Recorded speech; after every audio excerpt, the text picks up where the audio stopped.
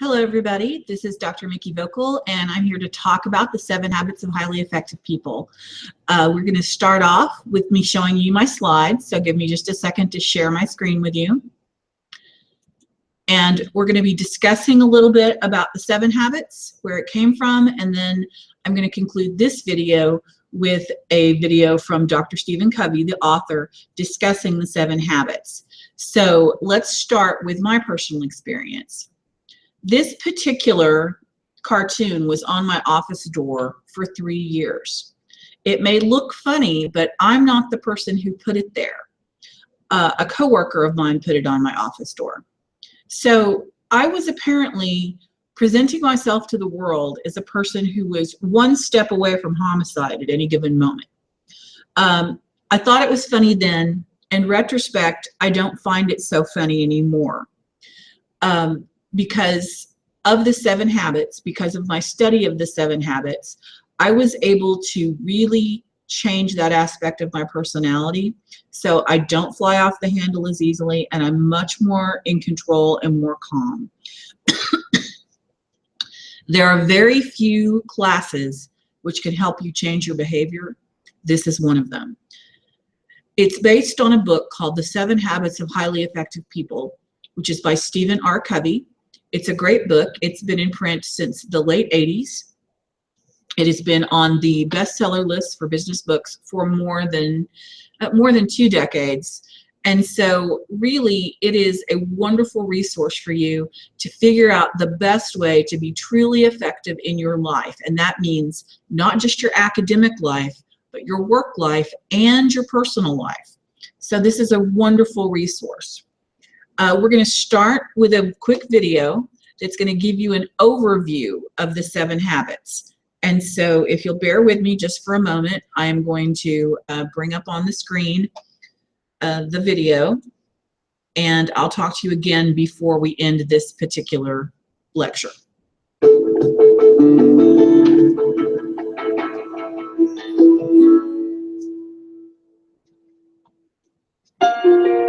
These are the giant redwoods of Northern California. Some of them are 15 centuries old. They were 1,000 years old when Columbus sailed. A few are more than 300 feet tall, taller than a 30-story building. The redwoods are the very emblem of success in the natural order of things. Strong, towering, deeply rooted, virtually immortal.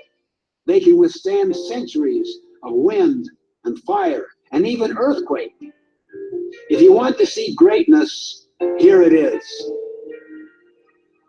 Years ago, I became interested in the whole idea of success, what it is and how people define it.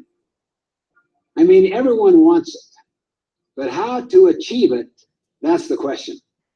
I got so involved in the question that I studied 200 years of popular success literature, looking for the wisdom from the generations that came before. I literally looked at hundreds of books, articles, bibliographies, and discovered a very troubling pattern.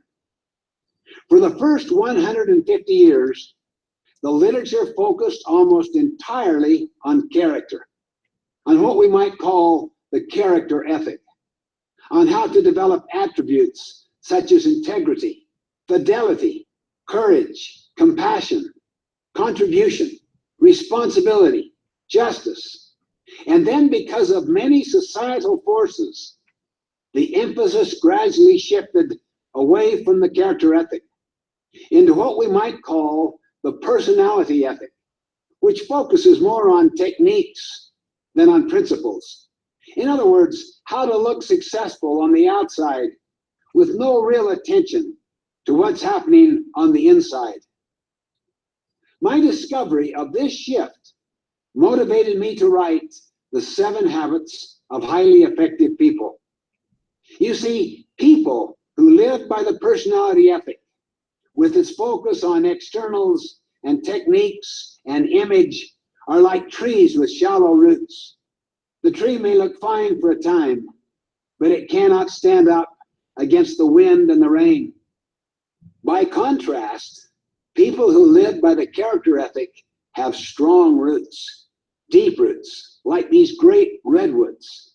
They withstand the stresses of life, and they keep growing and progressing. You see this even in organizations, not just individuals. The 7 Habits is about developing from the inside out instead of from the outside in. By that I mean we give our first energies to our own character development, which is often invisible to others, like the roots that sustain these great trees.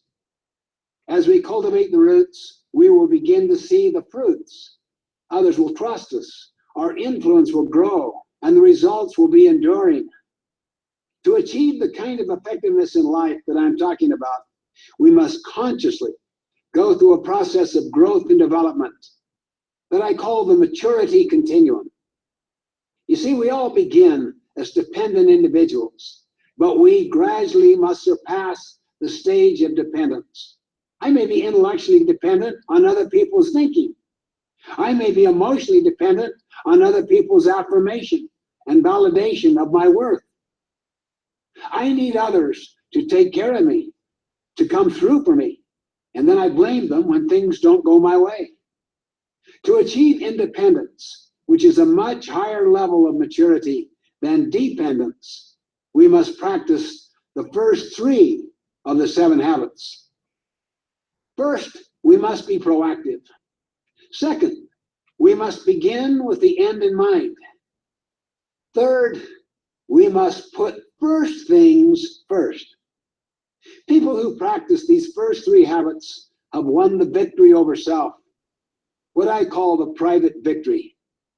They become truly independent, free to act for themselves, validated from within. Where dependence is the attitude of you are responsible for me, independence is the attitude of I am responsible for myself. I can do it. I can choose my future and make it happen. But independence is not the ultimate goal of effective living. There's a far more mature, more advanced level. It is interdependence. It is the attitude of we. These redwoods do not stand so majestic and strong, independent of each other. What you don't see is their interdependence on each other. Deep underground, the massive roots of each tree seek out and entwine tightly with the roots of every other tree. We live in an interdependent reality. To achieve interdependence, which is the highest level of maturity, we must practice the next 3 of the 7 habits.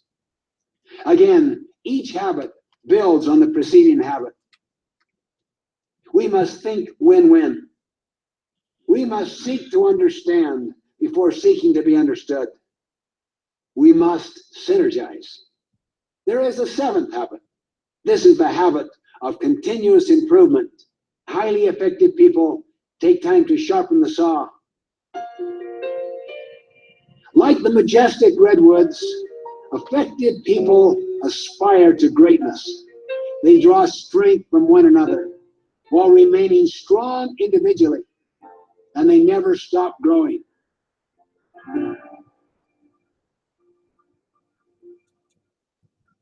Okay, everyone. That was the first video of 3. I will end this one and we'll start up again with a quick review of that maturity continuum. Talk to you in a second.